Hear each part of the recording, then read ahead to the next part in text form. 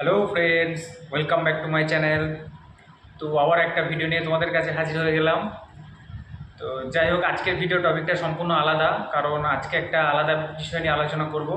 তো যে সমস্ত আমার ভাইরা ওয়েস্ট বেঙ্গল পুলিশে আসতে চাইছো, তো পুলিশে চাকরির জন্য বা পুলিশের চাকরিটাকে যারা খুব ভালোবাসো, যারা চাইছো ভবিষ্যতে আমরা পুলিশ কনস্টেবল হতে চাই বা পুলিশের সাব ইন্সপেক্টর হতে চাই, তো তাদেরকে আমি একটা কথাই বলবো যে তোমরা কিছুদিন আগে আমাদেরকে কমেন্ট করেছিলে যে দাদা স্পেশাল ফোর্সে কীভাবে আসা যায়, ওয়েস্ট বেঙ্গল পুলিশের যে স্পেশাল ফোর্স আছে সেই স্পেশাল ফোর্সে আমরা কীভাবে যাব, বা ট্রেনিং থেকে কি সিলেকশন হয়ে যায় না ট্রেনিংয়ের পরে সিলেকশন হয়, ইত্যাদি ব্যাপার নিয়ে নানা কিছু জিজ্ঞাসা করেছিলে। তো তারই উত্তর দেবো বা সেই জিনিসগুলি আজকে তোমাদেরকে বোঝাবো। ঠিক আছে, তো দেখতে থাকো ভিডিওটা স্কিপ না করে। তো ভাই, তোমাদেরকে বলি, প্রথমত ওয়েস্ট বেঙ্গল পুলিশের স্পেশাল ফোর্স আছে চারটি। প্রথম হচ্ছে র্যাপিড অ্যাকশন ফোর্স, বা যেটাকে আমরা র্যাফ বলে চিনি। তারপর হচ্ছে সিআইএফ, কাউন্টার ইনসার্জেন্সি ফোর্স। তো তারপর হচ্ছে স্ট্রা আছে, স্পেশালি ট্রেন্ড আর্ম ব্যাটালিয়ান, স্ট্রা। বিগত 2020 সাল থেকে এটা ব্যাটালিয়ানটা শুরু করা হয়েছে। এবং নেক্সট চলে যাচ্ছে স্ট্রাকো, স্পেশালি ট্রেন্ড আর্মড কোম্পানি, স্ট্রাকো। এই চার ধরনের স্পেশাল ফোর্স ওয়েস্ট বেঙ্গল পুলিশে আছে।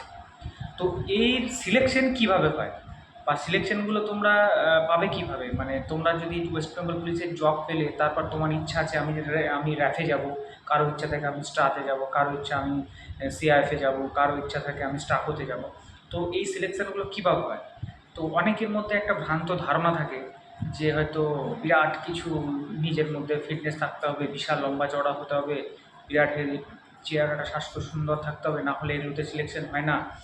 তো আমি তোমাদের একটা কথা বলে রাখি, এই যে চারটে ফোর্সের নাম বললাম, র্যাফ, সিআইএফ, স্ট্রা আর স্ট্রাকো, এর মধ্যে সিআইএফ যেটা আছে, কাউন্টার ইনসার্জেন্সি ফোর্স, এখানে সিলেকশন মোটামুটি বয়স হচ্ছে 25 বছরের নিচের ছেলেদের বেশিরভাগ সিলেকশন করে সিআইএফে।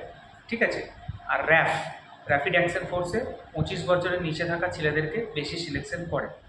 তো এই সিলেকশনটা কিভাবে হয়? ধরো তুমি কোনো ট্রেনিং সেন্টারে ট্রেনিং করছো, ট্রেনিং প্রায় শেষের মুখে, এক্সামিনেশন হয়ে গেছে, হঠাৎ করে সেখানে পিডি অর্ডার আসে যে হয়তো, যেমন আমি আমার এক্সপিরিয়েন্সটাই তোমাদের সাথে শেয়ার করি। যেমন আমি রায়গঞ্জে ট্রেনিং করেছিলাম। তো সেখানে আমাদের পাসিং আউটের ঠিক 15-20 দিন আগে অর্ডার এসেছিলো যে ওখান থেকে হয়তো 200 জনের মতো র্যাফ নেওয়া হবে আর 100 জন সিআইএফ নেওয়া হবে। ঠিক আছে। তো সেই মতো 100 জন যে সিআইএফ নেওয়া হবে, তো উইলিংলি চাওয়া হয়েছিল যে কারা উইলিংলি যেতে চাইছো। ঠিক আছে। প্রথম র্যাফে কারা উইলিংলি যেতে চাইছো, সিআইএফে কারা উইলিংলি যেতে চাইছো। তো প্রথমে আমাদের মধ্যে কি থাকে যে একটা ভীতি কাজ করে যে স্পেশাল ফোর্সে যাবো কি না, কি হবে, কি যদি মানে ছুটি না পাই, বাড়ি যেতে না পাই, বা যদি কোনো বিপদের মুখে পড়ি, বা যদি লাইফ রিস্ক থাকে, এই ধরনের কাজ। কিন্তু ব্যাপারটা মোটেও অতটা রকম নয়, তাই অতটা ভয় খাওয়ারও কিছু নেই। তো প্রথমত কি হয়, আমাদেরকে বিপ টেস্ট দিতে হয়। বিপ টেস্ট মানে সিআইএফের ক্ষেত্রে বিপ টেস্ট নেওয়া হয়েছিল। বিপ টেস্ট ব্যাপারটা এখনকার ছেলেমেয়েরা অনেকেই জানে। ঠিক আছে, তো ওটা আর ভেঙে বলছি না। আর র্যাফের ক্ষেত্রে কিচ্ছু নেওয়া হয়নি, জাস্ট একটু হাইটটা দেখে নেওয়া হয়েছিল। মিনিমাম 167 সেন্টিমিটার হাইট হলেই তাকে র্যাফে সিলেকশন করা হয়েছিল। সে কেমন দৌড়াতে পারে, তার চোখে চশমা আছে কিনা, এসব কোনো জিনিস কোনো এফেক্ট হয়নি। ঠিক আছে।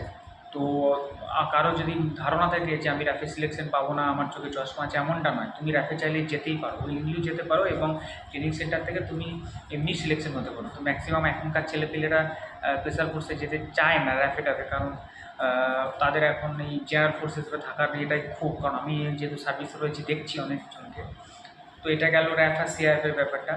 আর স্ট্রা তো ঠিক তেমনি, ওই ট্রেনিং শেষ হওয়ার 1 মাস আগে হয়তো মেসেজ আসে, সেখান থেকে বলে হয়তো আপনার এই ট্রেনিং সেন্টার থেকে 50 জন ছেলেকে স্ট্রাতে সিলেকশন করতে হবে। তো ওইভাবে ওটা ট্রেনিং মেজরের উপর ডিপেন্ড করে কাকে কাকে পাঠাবে। এমন কিছু নয় যে ও দৌড়াতে পারে না বলে ওকে নেবে না, বা ও বিরাট দৌড়াতে পারে ফিটনেস আছে বলে ওকে নেবে, এমনটা নয়। যেমন 2020 সালে যখন স্ট্রা সিলেকশন হয়েছিল, তখন এমন 32-34 বছরের ছেলে যারা চাকরি পেয়েছে তাদেরকেও স্পেশাল ফোর্সে ঠেলে দেওয়া হয়েছিল, কারণ নতুন যখন ক্রিয়েশন হয়েছিল ব্যাটালিয়ানটা। তো তারপরে আছে স্ট্রাকোতেও সেম। তোমার 27-28 বছর বয়স, তুমি যদি ভাবো আমি স্পেশাল ফোর্সে সিলেকশন হবো না, এটাও ভুল। তুমি চাইলে 27-28 বছরেও স্পেশাল ফোর্সে যেতে পারো, কারণ পুলিশের এত কিছু নিয়ম, বাঁধা ধরা নিয়ম নেই। পুলিশের এত কিছু বাধা ধরার নিয়ম নেই যে তোমার 30 বছর বয়স হলে তুমি স্পেশাল ফোর্সে যেতে পারবে না, তোমার 32 বছর বয়স হলে তুমি স্পেশাল ফোর্সে যেতে পারবে না, ব্যাপারটা কিন্তু এরকম নয়। তো যাই হোক, আমি এই জিনিসটা তোমাদের কাছে ক্লিয়ার করার জন্য ভিডিওটা বানাচ্ছি। তো আমার যে সমস্ত ছোটো ছোটো ভাইরা আছো যারা পুলিশের চাকরিটাকে ভালোবাসো এবং ভবিষ্যতে পুলিশ হতে চাইছো, তো আমি বলবো আমার মানে চ্যানেলের সঙ্গে যুক্ত থাকো। যে কোনো ইনফরমেশান আমি তোমাদের সাথে শেয়ার করবো এবং খুবই উপকৃত হবে। এবং এই ভিডিওটা দেখে তোমরা যদি মোটিভেটেড হও, তাহলেও সত্যি আমার মনে হবে যে হ্যাঁ, আমি একটা কিছু কাজ করলাম। কারণ দেখো, নিজে সফলতা পায় অন্যজনকে সফলতা সেইতে তোলার জন্য যে প্রচেষ্টা, সেটা একটা খুব বড় প্রচেষ্টা বলেই মনে করি। তো যাই হোক, স্পেশাল ফোর্সের ব্যাপারটা বললাম, তোমরা যে কেউ চাইলেই স্পেশাল ফোর্সে যেতে পারবে এমন নয়। তবে হ্যাঁ, র্যাব, স্ট্রা এবং স্টাকো এই তিনটের ক্ষেত্রে খুবই ইজি, তুমি চাইলেই যেতে পারবে, ঠিক আছে। কিন্তু সিআরএফে একটু টাফ থাকে, কারণ সিআরএফ কাউন্টার ইনসার্জেন্সি ফোর্স বর্তমানে ওয়েস্ট বেঙ্গল পুলিশের সবথেকে যদি স্পেশাল ফোর্স হিসেবে ধরা হয়, তো সেক্ষেত্রে টপ মোস্টে আমি সিআরএফকেই রাখি, কারণ সিআরএফের কাজকর্মগুলো টোটালি আলাদা, ঠিক আছে। টোটালি জঙ্গল ক্যাম্প হয় এবং এদের এলআরপি থেকে শুরু করে A to Z সিআরএফটা কিন্তু টপ মোস্ট বলে ধরে রাখি, কারণ সিআরএফের ট্রেনিংটাও প্রচুর হার্ড হয়।